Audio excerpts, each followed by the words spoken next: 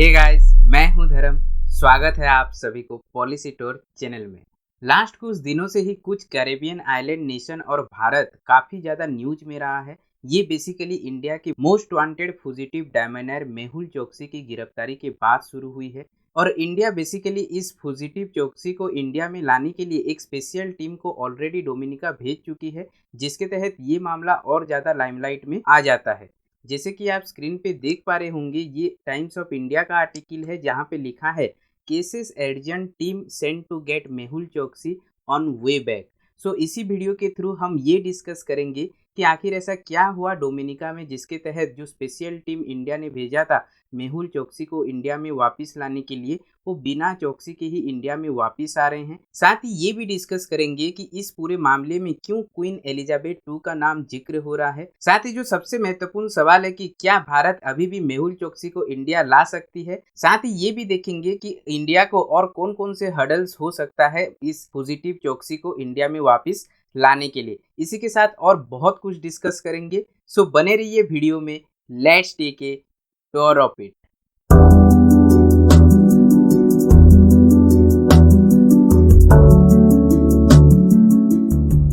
मेहुल चोकसी और नीरव मोदी ये basically India के आज के टाइम के सबसे मोस्ट वांटेड फुजिटिव बिजनेसमैन हैं, जिसके तहत उन्होंने पीएनबी यानी पंजाब नेशनल बैंक से लगभग 13,500 करोड़ का घोटाला करके भारत छोड़ के चले गए हैं। अगर बात करें इसी घोटाले के बारे में, तो बेसिकली लेटर ऑफ अंडरटेकिंग को इलीगली इशू करते हुए ये घोटाला किया गया है। अगर आपको जानना है कि ये लेटर ऑफ अंडरटेकिंग क्या होते हैं, कैसे इसको इशू किया जाता है, तो मैंने ऑलरेडी इसके ऊपर एक वीडियो बनाई हुई है।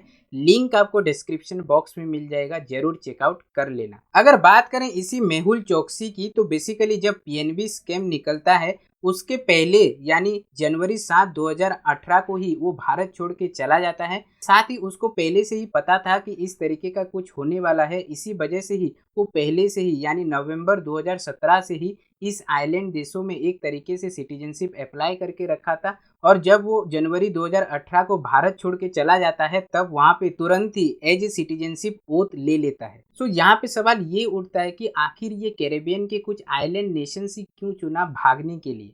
तो इसका जवाब बेसिकली आपको आगे मिल जाएगा। इसी के साथ अगर बात करें कि भारत में मेहुल चोकसी के ऊपर कौन कौन से चार्जेस लगे हैं, तो सबसे पहले मैं आपको ये बता दूं कि बेसिकली इसी पंजाब नेशनल बैंक के स्कैम के तहत सबसे पहले सीबीआई ही थी जो कि मेहुल चोकसी और उसका जो फार्म है गीतांजलि जेम्स का इन्वॉल्वमेंट निकालती है।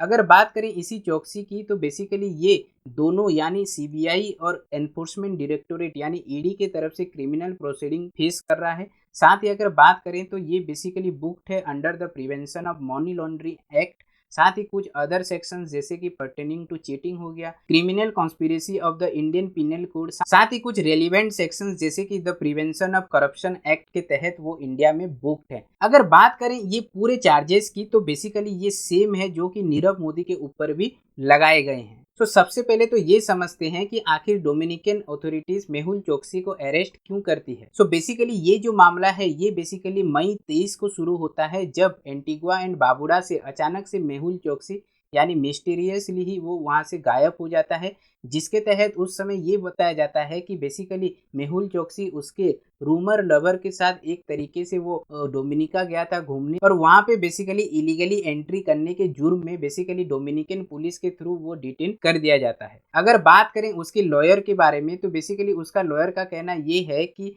जो मेहुल चोकसी है बेसिकली ये एंटीगुआ के जॉली हार्बर से किडनैप किया गया है, जो कि एंटीगुएन और इंडिया के कुछ ऑफिसर्स भी इसमें शामिल हो सकते हैं। सो इसको और अच्छे से मैप में समझते हैं। तो यहाँ पे आप देख सकते हैं ये बेसिकली मैप है जो कैरेबियन आइलैंड्स हैं, देख सकते हैं काफ़ी छोटे छोटे आइलैंड्स हैं और ये अपने आप में एक नेशन भी है। तो ये बेसिकली जो नॉर्थ अमेरिका है और जो साउथ अमेरिका है उसके बीच में ये पड़ता है। तो यहाँ पे आप देख सकते हैं ये है एंटीगुआ एंड बारबुडा और साथ ही यहाँ पे है डोमिनिका।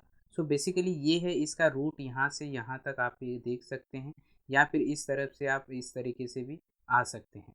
तो जो बेसिकली जो सिटीजनशिप लिया है मेहुल चोकसी वो बेसिकली एंटीगुआ एंड बारबुडा का लिया है और बेसिकली वो यहाँ से यहाँ डोमिनिका में ये आया है।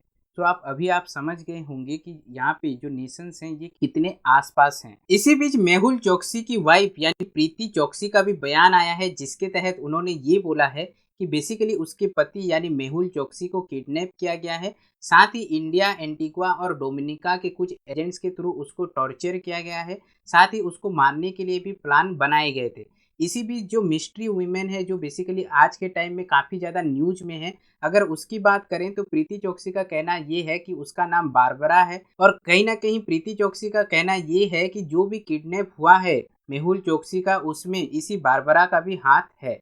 अगर बात करें मेहुल चोकसी की, तो मेहुल चोकसी का कहना ये है कि बेसिकली जब उसको एंटीगुआ एंड बारबुडा से डोमिनिका लाया जा रहा था, तो उसी बीच उसको शिप में ही एक तरीके से बुरी तरीके से पीटा जाता है। साथ ही वहीं पे ही उसके ऊपर टॉर्चर भी किए गए हैं। साथ ही कुछ इमेजेस भी निकल के आए हैं, जैसे कि आप देख सकते हैं कि उसका जो आँख है एक तरीके से रेडिश हो गया है, स्वॉलन हो गया है। साथ ही कुछ ब्रूजेस भी देखने को मिले थे। साथ ही उसके हाथ और रिस्ट की तरफ कुछ इंजरीज मार्क भी देखने को मिले थे। अगर बात करें इसी बारबरा ज़ाराबिका की, तो बेसिकली प्रीति चोकसी का कहना ये है कि ये जो बारबरा है ये बेसिकली रिनोवेशन इंडस्ट्री से बिलोंग करती हैं और वो बेसिकली एंटीगुआ आई थी, जिसके तहत वहीं से ही वो चोकसी के साथ फ्रेंडशिप करता है। इसी के साथ प्रीति चोकसी का ये भी कहना है कि जो बेसिकली जो मई 23 को मेहुल चोकसी गायब हो जाता है, वो बेसिकली बारबरा ही उसको जॉली हार्बर एंटीगुआ में बुलाया था, जिसके तहत ये बताया जा रहा है कि जो बारबरा थी उसको वहाँ पे एक अपार्टमेंट में इंटरेस्ट थी, जहाँ पे उसको खरीदना था और कहीं ना कहीं इसी वजह से ही वो मेहुल चोकसी को वहाँ पे बुलाता है।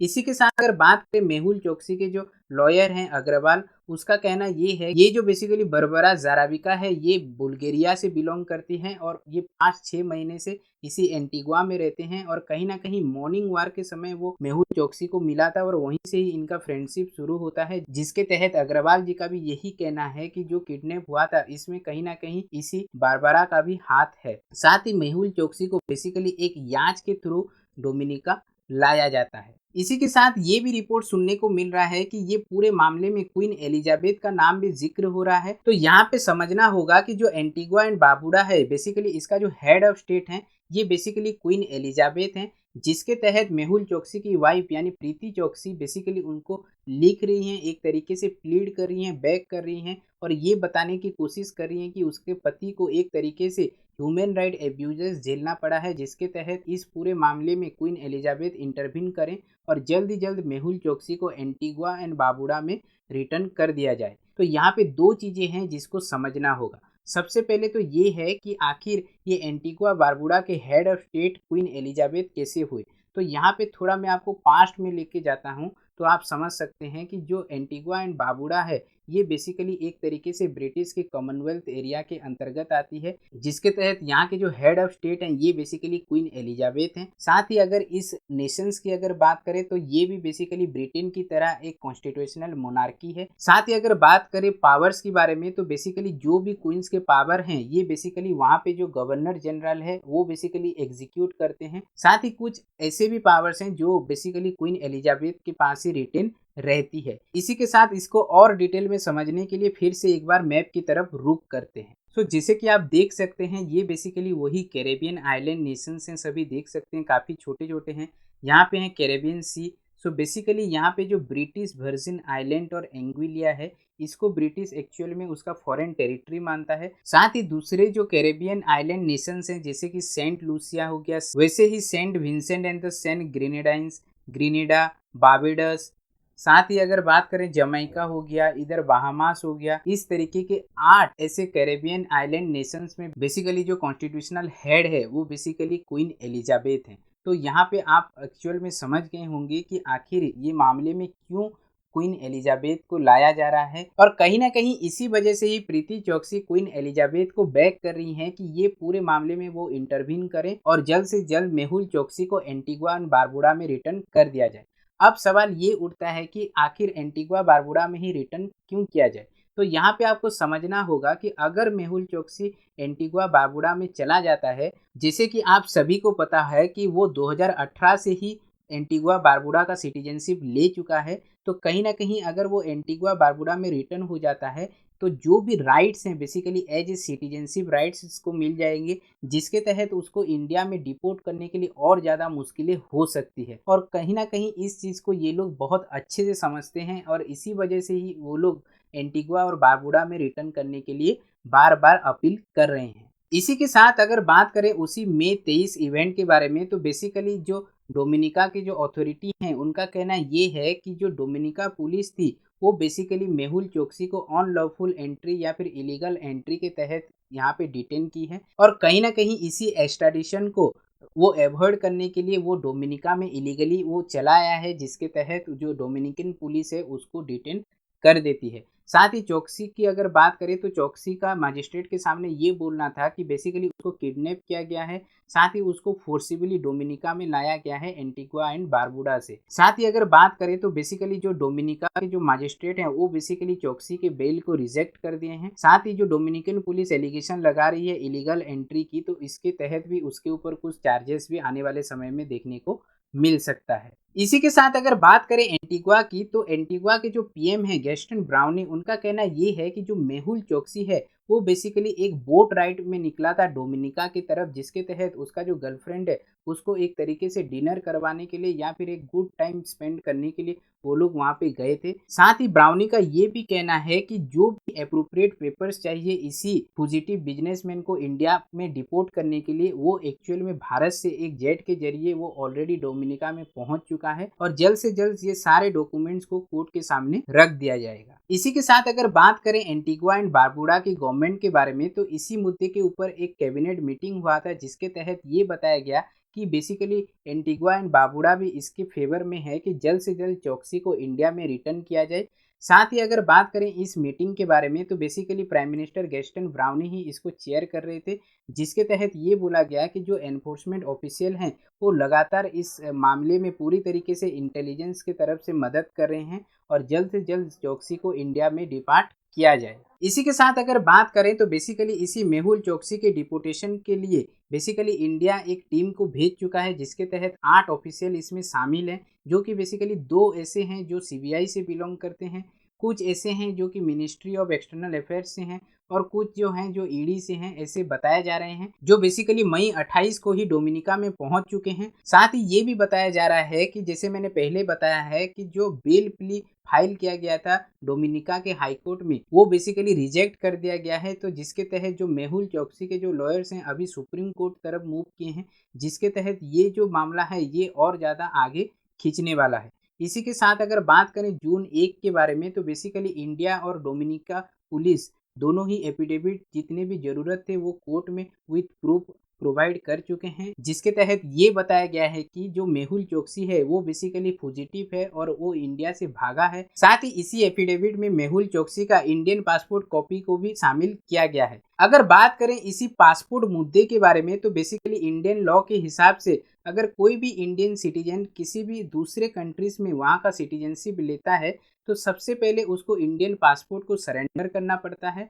हालांकि चोकसी ये क्लेम कर रहा है कि वो अपना पासपोर्ट को सरेंडर कर चुका है, लेकिन इंडियन गवर्नमेंट का कहना है कि हम लोग अभी तक इस टाइप के कोई भी पासपोर्ट सरेंडर डॉक्यूमेंट रिसीव नहीं किए हैं। साथ ही अगर बात करें इसी सिटीजनशिप के बारे में, तो बेसिकली इंडिया ये डुअल सिटीजनशिप रिकॉग्नाइज नहीं करती है। साथ ही अगर एंटीगुआ की बात करें, तो अगर आपको एंटीगुआ का सिटीजन बनना है तो ये जरूरी नहीं है कि जो एंटीगुआ में जो इमिग्रेंट आएगा वो उसका जो पहला पासपोर्ट है वो सरेंडर करना जरूरी है। अगर वो अपना पासपोर्ट सरेंडर नहीं भी करता है तो वो भी आके एंटीगुआ का सिटीजनशिप ले सकता है, और कहीं ना कहीं इसी लॉ के वजह से हो सकता है कि आने वाले समय में इंडियन ऑफिशियल को ये प्रूव करने के लिए और ज़्यादा टफ हो जाए। सो यहीं पे आपको समझ में आ गया होगा कि आखिर मेहुल चोकसी क्यों चुना है एंटीगुआ एंड बारबुडा। इसी के साथ और एक रिपोर्ट देखने को मिला है जहां पे जो चेतन चोकसी हैं बेसिकली मेहुल चोकसी के जो भाई हैं ये बेसिकली 29 मई को डोमिनिका पहुंचते हैं,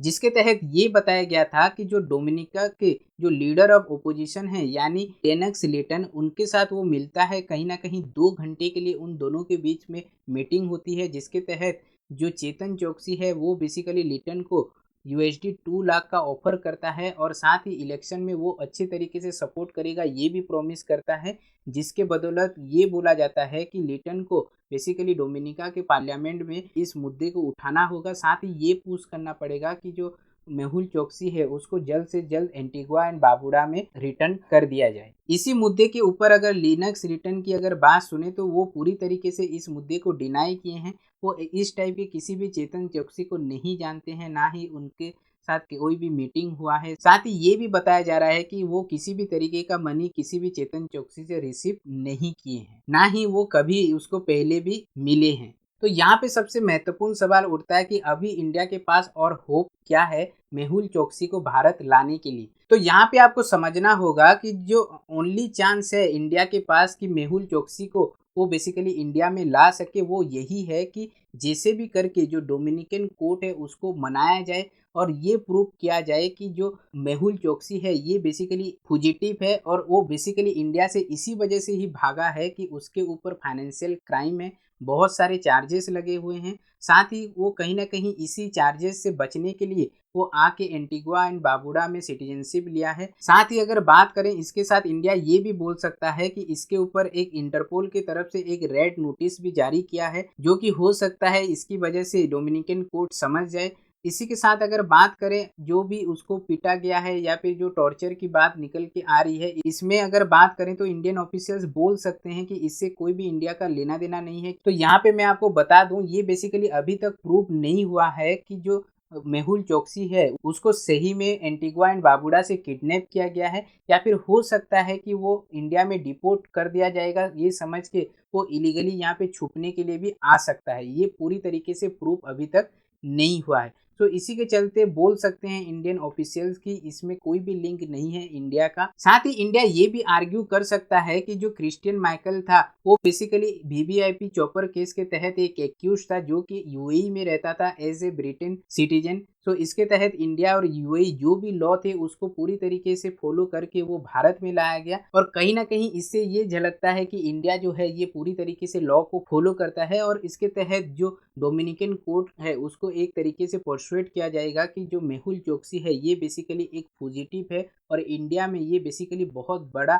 फाइनेंशियल क्राइम करके ये भागा है। इसी के साथ मैं ये भी बता दूं कि इंडिया और डोमिनिका के बीच में कोई भी एक्सट्राडिक्शन ट्रीटी नहीं है। इसी के साथ अगर एमईए यानी मिनिस्ट्री ऑफ एक्सटर्नल अफेयर्स के स्पोक वुमेन जो बेसिकली एएनआई को एक इंटरव्यू देते हुए ये बोला है कि भारत अपनी ओर से पूरी तरीके से एफर्ट्स डालता रहेगा इसी फुजिटिव मेहुल चोकसी को भारत में वापस लाने के लिए। साथ ही अभी ये जो मामला है ये बेसिकली थोड़ा डिले हो गया है, जैसे कि मैंने पहले भी बताया है कि जो बेल प्ली था ये बेसिकली रद्द होने के कारण ये लोग सुप्रीम कोर्ट की तरफ मूव किए हैं, जिसके तहत ये जो मामला है ये और ज़्यादा आगे लंबा खींचने वाला है। साथ ही अगर बात करें जो एजेंसी बेसिकली डोमिनिका में भेजा गया था मेहुल चोकसी को वापस लाने के लिए वो अभी खाली हाथ ही भारत वापस आ रहा है, तो ऐसा ये बिल्कुल भी नहीं है। बेसिकली ये जो मामला है थोड़ा लंबा खींच जाने के कारण कुछ ऑफिशियल अभी भारत में लौट रहे हैं, लेकिन अभी भी बहुत सारे ऑफिशियल हैं जहाँ पे ये पूरी तरीके से ये पूरे मामले को फॉलो अप करेंगे और जो भी नेसेसरी स्टेप है भारत की ओर से वहाँ पे वो फुलफिल करेंगे और जितना हो सके जल्द से जल्द